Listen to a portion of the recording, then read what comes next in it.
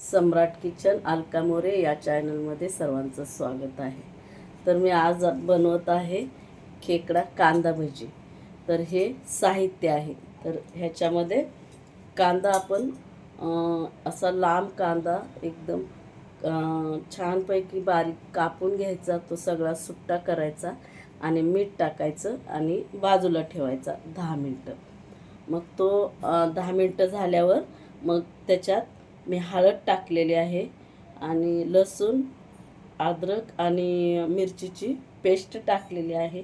थोडा ओवा क्रश करून टाकलेला आहे। थोडं 2 चमचे तांदळाचं पीठ टाकलेलं आहे आणि आता मी थोडं बेसन पीठ आपल्याला लागल असं त्याच्यात मिक्स करून घेणार आहे।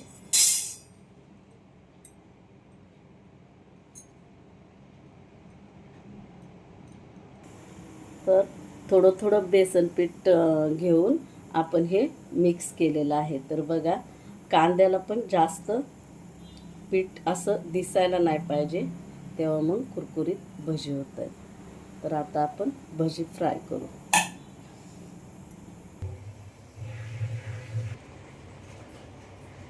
तेल गरम झालेलं आहे, तर आपण तेल गरम झालं का हे बघायचं आहे। तर तेल गरम झालेलं आहे। तर आपण असे लांबडे लांबडे भजी सोडून घ्यायचे, म्हणजे असे गोल गोल सोडून घ्यायचे नाही। परफेक्ट झालेला आहे बघा, खेकडा भजीवालीच हे भजी होत आहे। तर आपण असे छानपैकी सर्व भजे सोडून घ्यायचे आहे। असे लांब लांब आपण टाकून घ्यायचे सर्व भजी आणि छान असे थोड्या जास्तच गॅसवर, मिडियमपेक्षा थोडा जास्त गॅस ठेवायचा आणि मग ते तळून काढायचे। छान असे कुरकुरीत भजी होत आहेत। बघा कसे छान खेकड्यासारखे झालेत ना।